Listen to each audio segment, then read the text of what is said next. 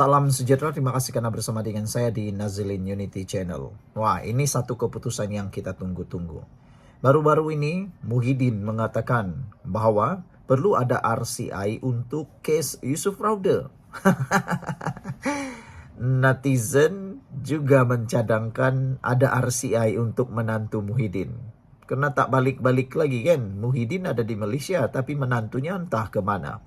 Jadi mereka mencadangkan selain daripada cadangan Muhyiddin untuk dibuat RCI terhadap Yusuf Raude, apa kata netizen, buat juga RCI untuk Parti Bersatu untuk kes yang sedang disiasat di mahkamah. Juga buat juga RCI untuk di mana menantu Muhyiddin berada sekarang, kata mereka.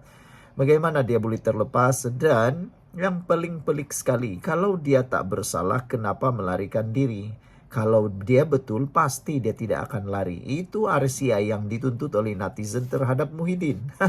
Tapi adalah tuntutan mereka nih. Nak konon supaya ditubuhkan RCI untuk menyiasat kes Yusuf Raude. Tapi pakar perlembagaan pula menyatakan perbezaan pendapat. Kata pakar perlembagaan, kes Yusuf Raude tiada keperluan untuk tubuh RCI. Jadi, kalau dah pakar perlembagaan yang kata, nak kata apa lagi? Takkan nak ikut pula kepala-kepala ahli-ahli politik nih yang seringkali berubah-ubah. Berubah macam cicak ubin lah. Sekejap warna hijau, sekejap lagi warna hitam. Begitulah ahli politik nih. Sekejap berkawan, sekejap pula bermusuh. Jadi pakar perlembagaan kata, case Yusuf Raude tiada keperluan tubuh RCI. Itu pakar perlembagaan kata. Tapi sebelum itu saya nak kongsi dengan Anda semua satu produk yang dipanggil Transfactor for Life. Transfactor for Life ini bukan obat. Ini ialah terapi imun yang meningkatkan daya imun badan kita sehingga 400% dan memberikan imun badan kita menjadi bijaksana. Kita kena penyakit karena imun badan kita yang lemah. Kita juga tak dapat sembuh daripada penyakit karena imun badan kita yang lemah. Kita juga kena penyakit karena imun badan kita yang bodoh. Antara penyakit-penyakit yang boleh disebabkan oleh kelemahan imun badan dan imun badan yang jadi bodoh, ada pelbagai lah. Paling teruk sekali ialah kanser. Antaranya buah pinggang, tinggi darah, 3 serangkai, macam-macam lah. Tapi saya tak nak sebut sangat lah, nanti mengerikan pula kan. Tapi yang saya nak highlight ialah kita juga akan sembuh daripada penyakit, dapat mengawal penyakit dengan peningkatan daya imun badan kita. Jadi produk Transfactor for Life ini bukan obat, tapi ianya terapi imun yang membantu meningkatkan imun badan kita sehingga 400% lalu menguatkan kita. Imun badan kita menentang penyakit daripada dalam badan kita untuk kita jadi kuat dan sembuh semula. Jadi cepat ambil, jangan tangguh-tangguh. Kalau Anda tangguh, waktu tak pernah menunggu Anda. Bila sudah waktunya, sudah terlambat, baru kita terengadah. Cepat dapatkannya melalui nombor yang tertera. Baiklah, kita nak ulas sekarang case Yusuf Raude. Perlukah RCI? Pakar perlembagaan kata tak perlu. Jadi saya yakin apabila pakar perlembagaan dah kata tak perlu, kita kena percaya. Tiada keperluan mendesak untuk menubuhkan Suruhanjaya Siasatan Diraja RCI bagi menyiasat dakwaan salah guna kuasa dalam kes membabitkan bekas pembantu penyelidik Muhammad Yusuf Raude. Pakar perlembagaan Profesor Madya, Datuk Dr. Wan Ahmad Fauzi Wan Husin berkata, proses siasatan tidak semestinya bergantung kepada RCI, seolah-olah rakyat sudah hilang kepercayaan terhadap kewibawaan polis diraja Malaysia. Menurutnya, ini kerana proses mahkamah sedang berlaku serta amalan semak dan imbang masih berjalan dengan baik. Ia dibuktikan dengan keputusan mahkamah yang melepas dan membebaskan Muhammad Yusuf daripada pertuduhan jenayah tanpa perlu membela diri. Saya tidak nampak ada keperluan tubuh RCI untuk siasat isu Yusuf Raude. Buat masa ini, katanya, undang-undang menetapkan tahap pembuktian yang sama terpakai kepada semua orang, katanya. Pada Jumaat lalu, kerajaan digesa menubuhkan RCI bagi menyiasat kemungkinan berlakunya penipuan dan salah guna kuasa dalam siasatan serta pendakwaan terhadap Yusuf Raude. Gesaan dibuat Pengerusi Perikatan Nasional PN Tan Sri Muhyiddin Yassin susulan keputusan Mahkamah Tinggi Kuala Lumpur yang melepas dan membebaskan Muhammad Yusuf tanpa perlu membela diri daripada pertuduhan mengedar dadah jenis kanabis dan memiliki 2 pistol tiruan pada tahun lalu. Wan Ahmad Fauzi menjelaskan, keterangan didapati mahkamah semasa perbicaraan boleh dijadikan asas siasatan lanjut kerana objektifnya ialah melihat aspek pendakwaan terhadap orang kena tuduh mengikut tuduhan tertentu sahaja. Jelas beliau, keterangan diterima tidak cukup menyokong pembuktian pendakwaan membebaskan OKT. Lantaran aduan belum disiasat secara objektif, masih belum boleh dijadikan satu keterangan konklusif untuk membuat satu rumusan lain sehinggalah proses siasatan terhadap sebarang aduan disempurnakan. Sehubungan itu beliau menegaskan setiap aduan perlu ditangani dengan telus dan sebarang bentuk spekulasi tidak wajar dibuat secara terburu-buru. Lebih baik tidak membuat sebarang kesimpulan kerana tuduhan dilemparkan boleh menjadi siasatan dalaman oleh pengurusan tertinggi PDRM. Dalam kes pendakwaan jenayah, tahap pembuktian juga ketat. Itulah fungsi mahkamah mengadilinya, katanya. Ini kerana jelasnya dalam konteks perundangan tuntutan sivil terhadap pendakwaan jahat atau malicious prosecution dibenarkan di Malaysia. Semua pihak harus diberikan pengadilan mengikut proses mahkamah secara adil. Pihak yang terkilan boleh membuat 2 kali rayuan di peringkat lebih tinggi, katanya. Sekian untuk kali ini. Jangan lupa tinggalkan komen Anda. Salam sejahtera. Terima kasih kerana bersama dengan saya di Nazilin Unity Channel. Kali ini giliran PAS pula terkantoi. Kali ini giliran PAS pula hancur kena belasah. Manakan tidak, mereka terkantoi bahawa perjuangan mereka selama ini berubah-ubah seperti sesumpah. Sekejap berubah ini, sekejap berubah itu, sekejap guna ini, sekejap tak boleh guna. Bagi mereka bagus, bagi orang tak boleh, bagi mereka boleh guna, bagi mereka orang lain tak boleh. Itulah dia PAS. PAS menukar himpunan URA dengan himpunan Turun Anwar sebab tak ramai sambutan. Kita dah tahu himpunan URA, himpunan pembangunan tanah di bandar ataupun agenda pembaharuan semula bandar URA sebenarnya tidak mendapat sambutan daripada rakyat. Sebab kita tahu URA ini sebenarnya baik untuk pembangunan rakyat, tapi ditunggang oleh segebilangan rakyat ataupun sebilangan pemimpin atau ditunggang oleh parti-parti tertentu, termasuklah PAS. Mereka cuba mengganggu gugat kepimpinan Anwar Ibrahim dan kononnya cuba nak menggunakan retorik DAP dengan menggunakan URA. Tapi akhirnya rupa-rupanya tiada sambutan. Nah, bila tiada sambutan, apa yang mereka buat? Mereka ambil kesempatan lagi menggunakan isu Yusuf Raude pula. Kali ini mereka tukar kepada Turun Anwar pula. Kalau tak ada sambutan Turun Anwar, macam mana? Ubah lagi lah. Ubah apa? Naik Anwar. Mungkin macam itulah yang mereka akan buat selepas ini. Pada pendapat anda bagaimana? Sebelum kita teruskan, saya nak kongsi dengan anda semua. Ini produk Transfer Factor for Life. Ini bukan ubat. Ini ialah terapi imun yang meningkatkan daya imun badan kita menjadi kuat 400% dan mendidik imun badan kita menjadi bijaksana. Secara umumnya, kita kena penyakit, pelbagai jenis penyakit kerana daya imun badan kita yang jadi lemah. Kita kena penyakit kerana daya imun badan kita yang bodoh. Kita juga tak sembuh-sembuh daripada pelbagai penyakit kerana daya imun badan kita yang semakin merosot apabila kita kena penyakit.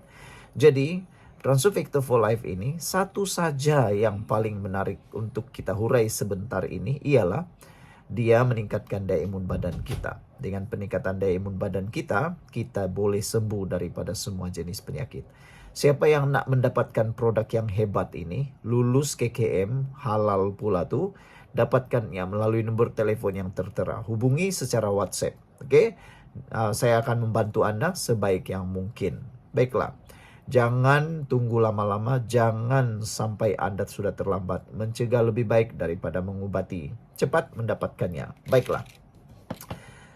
PAS menukar. Tindakan PAS, pemuda PAS mengubah fokus himpunan daripada membantah agenda pembaharuan semula bandar Ura kepada seruan turun Anwar menimbulkan tanda tanya. Perubahan mendadak tema himpunan itu mengundang reaksi pelbagai pihak apabila netizen mendakwa perubahan dibuat kerana kurangnya sambutan terhadap isu asal. Lah, kenapa pula tukar? Adakah sebab modal tu tak laku? Itu antara yang terfikir yang menjadi komen netizen. Ura, himpunan Ura tak laku. Tiada yang nak join. Yang nak join mungkin sekerat dua aja yang terpengaruh, atau memang mereka-mereka jugalah balik-balik orang yang sama. Orang yang betul-betul mungkin sudah terlalu tegar untuk dicuci pemikirannya. Modal asal makan tuan bro. Ura nanti kena bahan kes tanah kampung Sungai Baru. Komen Hanzala.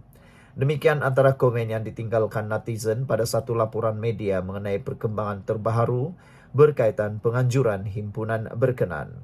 Menerusi poster dikongsikan oleh Ketua Dewan Pemuda PAS, fokus himpunan kini ditukar kepada seruan menjatuhkan Perdana Menteri Datuk Seri Anwar Ibrahim dengan menggunakan slogan Turun Anwar sebagai mesej utama.